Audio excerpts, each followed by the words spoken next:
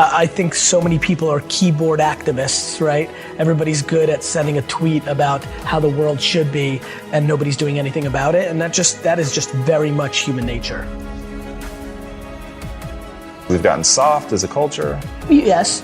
Of course we've gotten soft as a culture in the US because the US has had an incredible 200-year run, right? Like, this is just what happens.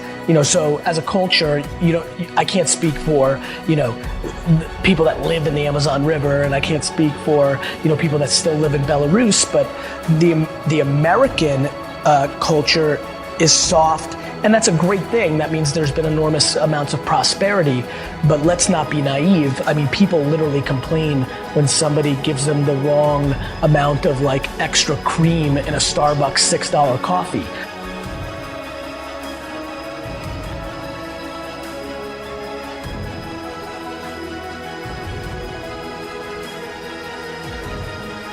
My lack of interest in complaining is so high, and when I watch what people complain about, it breaks my heart because they completely lack perspective.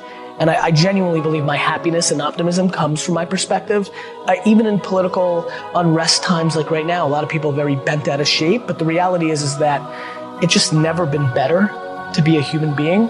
That's just the truth. That's just data. That's reality. And it's just a very fun time to be alive.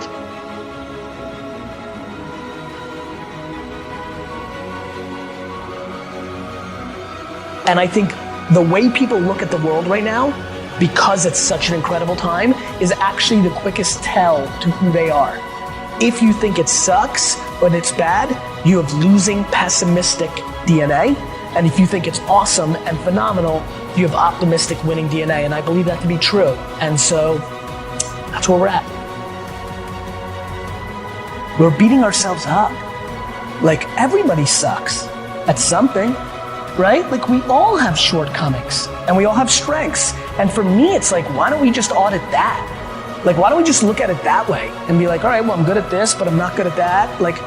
And then I only focus what I'm good at, right? I don't dwell that I can't fix shit around the house. I call somebody to fix it. I'm not a man. I don't give a fuck. I don't get it. We all, I also think it's awesome that I'm so emotionally stable and I'm the emotional backbone of everybody. Is that what a dude's supposed to do? These cliches, these stereotypes, they're so silly.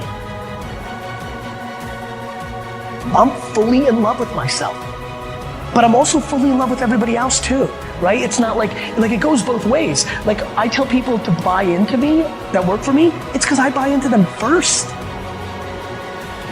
I don't need anybody to gain trust with me. It's there. I believe that the human race is so grossly underrated. We are good. Of course we have some bad. There's fucking 7 billion of us. But when you look at our net score, it's bonkers shit. Do you know how much damage we can be doing to each other on an hourly basis and we don't? We're still here.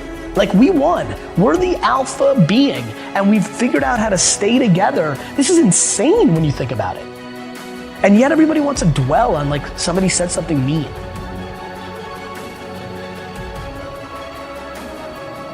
If you want to be an anomaly, you have to act like one.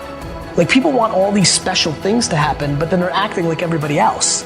And that gets into the Saturdays in your 20s, or just taking risks or things of that nature.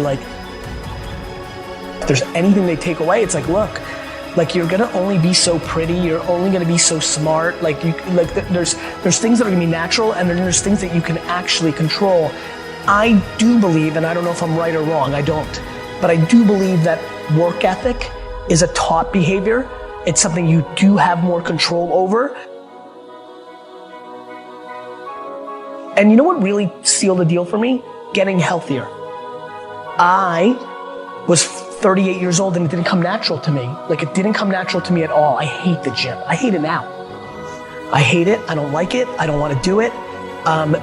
But I knew it was important. And somewhere around midway through being 38 years old, I got serious. I figured out my system. I made the financial commitment and I've won, right? And I'll never lose again because the system was I needed to be accountable to another human being. So it was about Mike and now Jordan, whoever else is my trainer. I'm doing it almost weirdly more to not let them down. I feel like there's a shift that can make people work harder. The big one that I push is you're gonna die.